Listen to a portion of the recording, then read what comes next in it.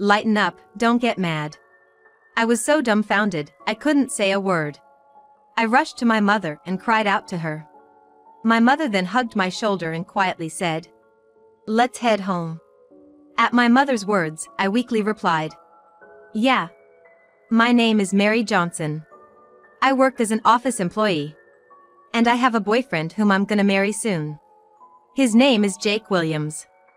Jake has a kind nature, handsome looks, a stable job with a good income. Truly, he's a catch in every way. However, why someone as perfect as Jake would date someone as ordinary as me remains a mystery. So, once out of curiosity, I asked him why he's with me. "Hey, why are you with me?" "Why?"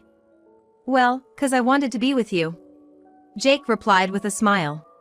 His answer was pretty much textbook, which was somehow both reassuring and yet a bit unsettling. But all in all, after asking, I felt more at peace than before. But for some reason, I had a nagging feeling inside. I chose to ignore that emotion. I loved Jake that much. And the reason I loved Jake so much is because I despise my biological father. My father is the complete opposite of Jake, very cold-hearted. He never showed up for school events, and we've never spent Christmas together. He'd always prioritize his work over me, despite being his daughter. It's because he managed several companies. Thanks to my father working like a devil, my mother could be a stay-at-home mother and we never had financial difficulties. However, I hardly remember receiving much affection from him growing up. That's why I came to see my father, who prioritized his job over his daughter, as a demon who had sold off any trace of kindness somewhere. No matter how busy he might be, as long as we're a family, I believe that it's one of his duties to spend time with us. Maybe that's why I grew to be uncomfortable around him.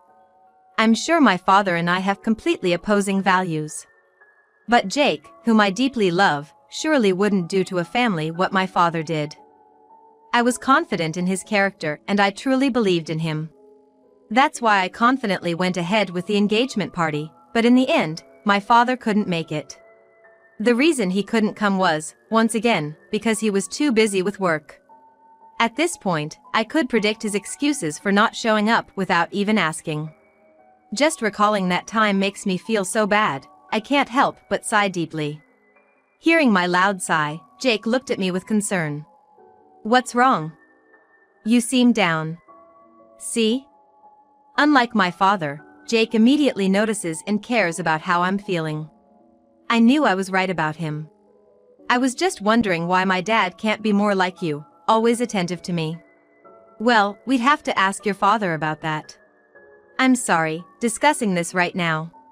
It's okay. On a happier note, we finally got married. Yes, I'm so happy. That's right, today Jake and I officially tied the knot. I feel silly to think of my father on such a happy day. All right. How about some barbecue to celebrate our marriage? Sounds good. And so, Jake and I headed into a barbecue joint. Oh, what would you like to drink? Well, I'll go with a soft drink. All right. I'll have a soft drink too. That was a lie. In reality, I wanted an alcoholic beverage, not a soft drink.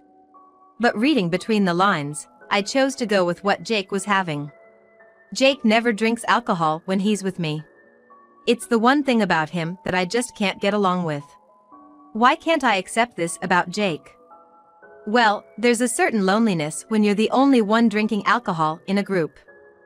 It's a sentiment most drinkers might understand. Besides, I felt embarrassed being tipsy in front of someone who's completely sober. So, when I'm on a date with Jake, I had to resist the urge to drink, and I hated that. Once, I asked Jake about it. Hey, Jake, do you not drink? After a brief pause, he replied. Yeah, I'm just not really into alcohol. I see. I thought I detected his expression was grim at that moment. Or was that just my imagination? However, to avoid being labeled as annoying or to risk Jake distancing himself from me, I never broached the topic of alcohol again. Sometimes, I wished Jake and I could enjoy drinks together. Deep down, I felt a bit of resentment. But then I'd remind myself, isn't it enough just to have Jake by my side, and pretend those feelings didn't exist? This is delicious.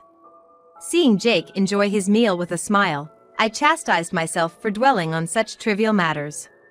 Looking back, it was clear to me that I was forcing myself to compromise, fearing the loss of Jake. Now when I think about it, that part of me that gets too immersed in a relationship might not be so healthy. But knowing me, I probably won't change. Moreover, I don't even remember the taste of the barbecue we had that day. It's been so long since then. By that time, Jake and I had already started living together. I had imagined a sweet honeymoon phase awaiting me, but Jake was no prince. Surprisingly, ever since we began living together, Jake started behaving selfishly contrary to his previous kind attitude. To be specific, before we moved in together, he would almost always take me to places I wanted to go on our dates. But after moving in, Jake only wanted to go where he desired, making it a stark contrast from before. Maybe after our families met and we got officially registered, Jake felt he had secured me. That's probably why his selfish behaviors increased. But I thought, maybe Jake had been compromising for my sake all this while. So, I pretended to enjoy our dates despite feeling the opposite. Perhaps because I kept overlooking such things, Jake began leaving his clothes on the floor at home, not bothering to put them in the laundry. When I reflect on those times, I realize I couldn't confront Jake because I loved him so much. From my past experiences, I believed if I angered a man, he would drift away, so I never expressed my displeasure. Also, we were planning our wedding soon, and I didn't want any fights. But sometimes, I regret not confronting Jake before our wedding, thinking I could have understood his true nature. Thinking about it now doesn't change the past. In the end, I turned a blind eye to Jake's selfishness as our wedding day approached. On the day of our wedding, friends from both sides gathered at the venue, celebrating our marriage joyously. Of course, Jake's parents were present, and so was my mother. But as expected, my father didn't show. Instead of sighing about the usual reality, I decided to devote the role of a cheerful bride. Voices of friends showering me with congratulations like Mary. Congrats, and you look beautiful. Today is a day where Jake and I are the stars, so let's make the most of it. With that thought, I took a big gulp from my glass of white wine. The guys cheered, saying, "Look at the bride go." Cheers. They seemed to be getting tipsy too. I can handle my liquor pretty well, but I wondered if they could. As I was concerned about the others, a man approached Jake. He seemed to be a friend from Jake's hometown, a few years older than him, and he had an intimidating look. "Jake. Come on, have a drink. You're being out drunk by the bride." The friend pressed Jake assertively. But... Jake was taken aback by the friend's unreasonable demand, but he glared at Jake menacingly. "Hey. What's the matter? If you won't drink, I'll spill the beans on some of your old misdeeds to your bride. You wouldn't want that, would ya?" "Alright, I got it." I was shocked by the friend's inexplicable threat, but it seemed Jake had done something in the past and didn't want it exposed, so he drank. Yes. That's the spirit. But what happened next was a nightmare. Suddenly, Jake started laughing, stood up, and shockingly, smashed the wedding cake right into my face. My vision was immediately obstructed. "Hey! Jake!" I was panicking, but nearby I could hear his friends laughing, saying, "Man, that's hilarious." It's unbelievable to think they found joy in throwing cake in someone's face. I wondered if this sense of humor was typical of roughnecks. Could it be that Jake was friends with such a senior? Maybe Jake used to be a troublemaker too? "Jake, what are you thinking? This is too much." But, perhaps because he was drunk, Jake responded with, "We're all having fun, don't get mad." I was just speechless. I rushed over to my mother, tears streaming down my face. My mother held me and softly said, "Let's go home." I nodded weakly. Yeah. I was utterly drained, and so was my mother. At that moment, Jake's parents approached us, their faces turning pale. "We're so sorry, our Jake has. We are truly sorry. We never knew he had such a bad side when he drinks." It seemed Jake's parents were also at a loss about the situation. "It's all right, it's Jake's fault and not yours, anyway," my mother said with a kind voice, but her furrowed brow told another story. I'd always seen my mother as a gentle person, so seeing her like this was new to me. As my mother and I were about to leave the venue, someone suddenly swung open the door with great force. Unbelievably, that man was my father. I hadn't seen him in a long time, and he still had that cool, reserved air about him. However, he quickly noticed something was amiss at the venue. "What's going on here? It seems things got rowdy while I was away." "What happened, Mom?" "Well, Jake, Mary's husband, started acting strange after having a drink and threw cake all over Mary's face. He always seemed so calm and polite before. I don't know what to do now." "I see. So the well-mannered groom turned bizarre after some booze. That explains the whipped cream all over Mary's face." "Yes, that's what happened." My father acted quickly after understanding the situation. "Hey, Dad, what are you?" To my shock, my father dashed towards a drunken Jake. All eyes in the room immediately shifted to him. He was dressed in an expensive-looking suit with neatly styled hair. Though he was an older man, he was lean and moved with grace.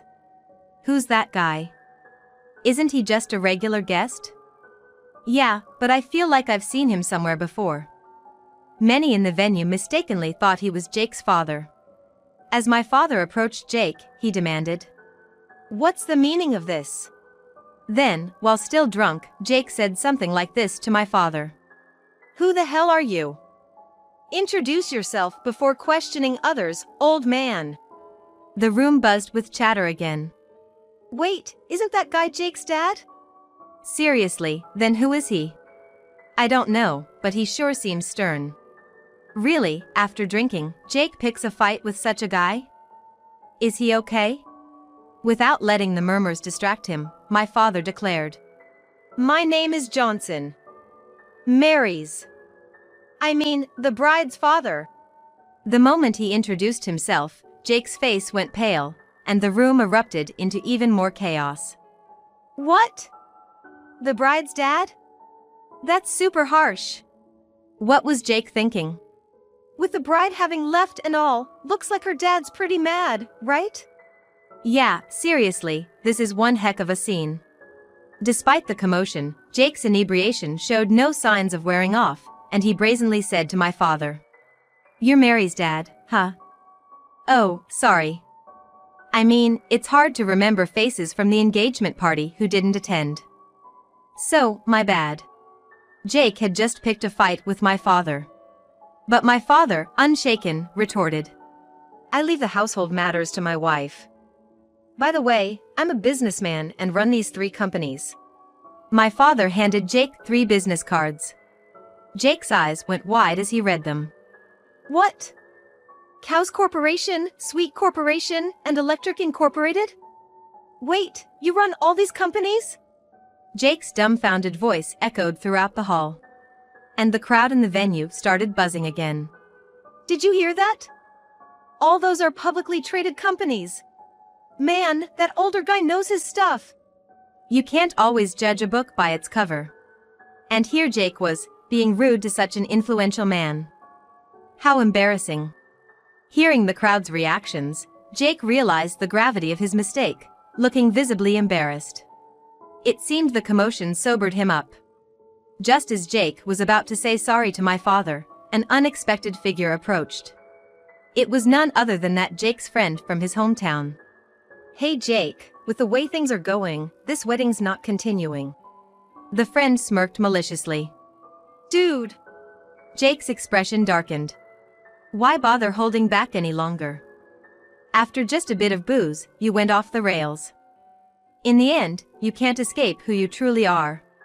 The friend's expression grew more and more sinister. While it was clear that the friend and Jake were having a conversation, my father seemed to not quite grasp the main point of their discussion. So my father posed several questions to the two. "Hey, what have you guys been talking about? And who exactly are you to Jake?" "Oh, sorry about that. I'm an old acquaintance of Jake's from our hometown. Well, more like his big bro, you know? Looks like you're curious about me too, Mr. Johnson. Should Jake tell ya, or should I spill the beans? Anything but that. I'm sorry, Mr. Johnson. The truth is, I used to be quite the troublemaker. But then, when it came time to fit into society, I pretended to be this good guy. My true nature isn't that of a good guy, but more like a rebel. It's getting hard for me to suppress this urge. And this guy, he cheated. Called it a little fling before getting married. People can't escape their true nature, right, Jake? When the friend mentioned that Jake had been cheating, the crowd once again began to murmur and buzz. What the? Jake cheated, for real? No way! The good guy Jake! Well, it's often the unexpected ones. Jake might have actually cheated. Exactly. I remember hearing he was a wild one in his student days. This adds up. As whispers grew louder and the crowd became more suspicious, my father questioned Jake. Is it true that you cheated? My father's voice was calm and serene, yet unmistakably that of my father. There was no doubt in my mind that he was truly my father, and I felt the weight of the situation deeply. But the very next moment, Jake, as if he had turned into a completely different person, blurted out like this. Yeah, it's true. Being with a woman like that, it's exhausting. What's the big deal if I took a little break and cheated? Jake's face twisted into a devilish grin, his gaze piercing through my father. Jake seemed a completely different person. Even my father seemed overwhelmed by the drastic change in Jake and the evil aura surrounding him. Jake, you're joking, right? Needless to say, witnessing this unfamiliar side of Jake and feeling the palpable tension, my heart felt like it was about to shatter. Yet, in my heart, I still had love for Jake, which somehow kept me holding up. There was no way this could be true. I hoped and prayed it was a lie. I rushed to Jake's side, who had completely changed. My dress got tangled around my legs, slowing me down, but my resolve never wavered. Jake! You're just feeling off today and that's why you're saying such things, right? Right? It has to be because of the drinks you had. Right? Please, tell me that's the case.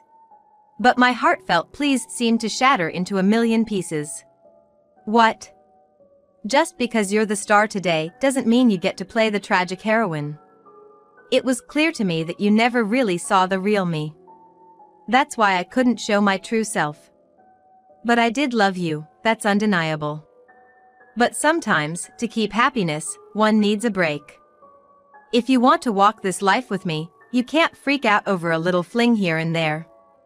But, I bet you'd say that's asking too much. Jake's words, filled with his selfish and egocentric sentiments, pierced through my heart, and the signs of my emotional instability started to show. Had Jake not said such cruel things, tears wouldn't have streamed down my face. Achilles, the invincible warrior from Greek mythology, would never be hurt if he was attacked anywhere except his ankles, but speaking of me, I couldn't stand Jake's just single blow at all and I crouched down on the floor. The feeling was like being thrown into the abyss. But there was a knight who came to my rescue. It was my father. You think it's your prerogative to cheat? You're not a man, you're a demon. Don't you dare touch my daughter ever again with that devilish humanity. This is an order from Mary's father. Got it? With a voice filled with fierce determination, my father vehemently rebuked Jake. His strong spirit was undoubtedly to protect his daughter, me. He must have been fighting as a knight in the business world for a long time. Otherwise, his words wouldn't carry such a weight. Jake was clearly shaken by my father's powerful words. But if he backed down now, it'd be admitting his defeat. So perhaps it was the pride within Jake that wouldn't allow him to back down just like that. So, with a last defiant roar, Jake retorted. Who are you to act like a concerned parent now? You didn't even show up for the engagement party because of work. Honestly, it's hard not to laugh hearing you talk. It's clear you weren't there for Mary. Indeed, my father always had been such. In my family's dynamics, objectively and physically, when my father wasn't around, my mother was always there, constantly watching over me. However, I felt that, despite being engrossed in my father's work, my father always kept me in a special corner of his mind. If that wasn't the case, my father wouldn't have gone to such lengths to raise and support me. Looking at my father's strong posture, I could feel the immense love he held for me. To me, my father was no longer the bad guy, he was an invaluable presence, an unwavering ally. I was content enough. Because finally, I could feel my father's love like this. Yet, my father continued to act like a knight, defending me. How can you say such a thing to someone? You should stop hiding your true, ugly self behind that mask. If you had a new family, it would be easy to see how that would end. When my father spoke out like that, I hugged him from behind. My father was taken aback by my sudden gesture, frozen in surprise. Not caring about it, I whispered. It's okay, Dad. We shouldn't waste our time on someone like him. Go back to work. I'm sorry for causing you trouble. Mary. It felt like a touching moment between a father and daughter was about to unfold, but it was shattered by Jake's loud voice. What do you mean by someone like him? Clearly, Jake didn't understand. So, I spelled it out for him. Let me clarify for you since you seem clueless. I don't like guys who think it's okay to throw cake in people's faces. Don't push your messed up values onto me. I want a divorce from you. My assertiveness seemed to rival even my father's, leaving Jake speechless. Apparently, the thought of divorcing me was quite a shock even for him. Mary, are you sure about this? My father asked, his voice unusually gentle. I'm fine, really. More importantly, Dad, you can go back to work. Sorry for making you deal with the mess. You're wise and strong, the best knight. You shouldn't be involved in such trivial matters. My workaholic father wasn't disinterested in me, he was working hard for my sake. Just realizing that made me so happy. You fool! You think I could ever abandon you? Do you know how much loneliness I've made you bear all these years? Saying that my father pulled me into a tight embrace. It goes without saying that I shed tears. Afterwards, I divorced Jake. Jake said things like, I guess marriage wasn't for me. But I was happy to have loved you, Mary, trying to save face even at the end. I figured he probably wanted to make me just some convenient woman. That's why he could say such things after everything that had happened. So I told him off. I don't know you anymore. Never show your face to me again. When I said that, Jake looked sad, but I couldn't care less. After the incidents at our wedding, many friends distanced themselves from Jake. Being the kind of person who hates being alone, his current situation must be like hell. As for me, I've been emailing my father since then. My father, always so busy, sends me emails at irregular dates and times in bits and pieces, but he always replies. I reply too, and we've been doing this back and forth, like a rally in tennis. I wish this rally could continue forever. That's about the extent of my current dreams and hopes. It feels as if the stalled time between my father and me has started moving again, and I'm wrapped in immeasurable joy. Every day, I find myself loving my father more than ever before.